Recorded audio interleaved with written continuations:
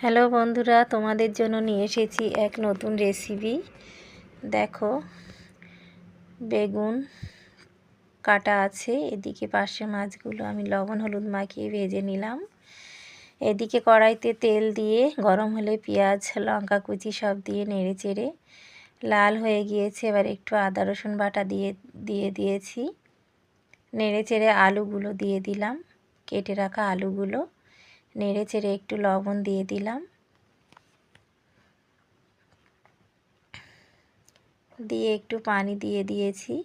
হালকা কষিয়ে নেব। ওর মধ্যে জিরে মরিচের গুঁড়ো, ধনিয়ার গুঁড়ো, উপকরণ সব, লঙ্কার গুঁড়ো, হলুদ গুঁড়ো সব দিয়ে একটু নেড়ে চেড়ে একটু পানি দিয়ে দিলাম, কষিয়ে নেব ভালোভাবে।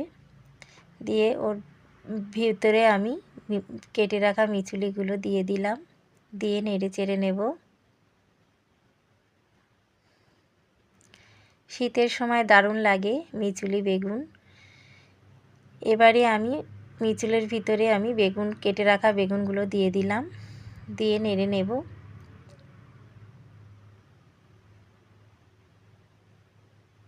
দেখো, ভালোভাবে নেড়ে নিচ্ছি।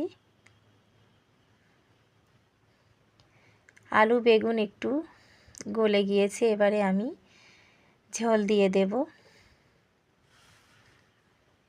দেখো, কালারটাও দারুণ ছেড়েছে।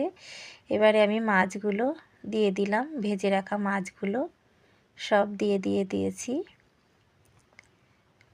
দিয়ে একটু জিরের গুঁড়ো, জিরে মরিচ ধনিয়ার গুঁড়ো, তিনটে উপকরণই একসঙ্গে মেশানো ছিল, সব দিয়ে দিলাম। রেডি হয়ে গিয়েছে আমার মিচুলি বেগুন পার্শে মাছের তরকারি। দেখো, আমি অল্প তুলে নিলাম, কেমন হয়েছে দেখো।